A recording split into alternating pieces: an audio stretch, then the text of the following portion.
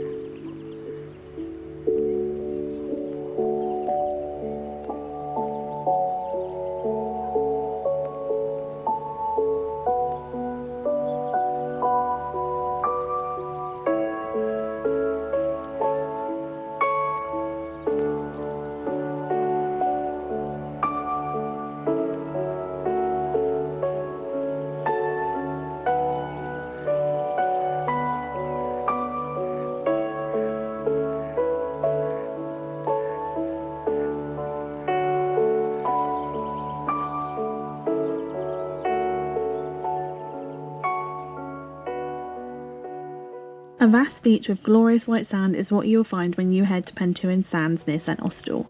This beach is privately owned by Pentewan Sands Holiday Park, which sits just behind the beach. The beach is still open to the public though, so anyone is able to visit at any time of year. As this beach faces the east, it's much less windy, which makes it safer for swimming and water sports. The beach links up to the southwest coast path if you would like to explore the area even further. You can also walk along towards St Austell via the Pentewan Valley Trail, which links up to Kingswood, which we featured in a previous video, so I'll link that down below. Let's go have a look around.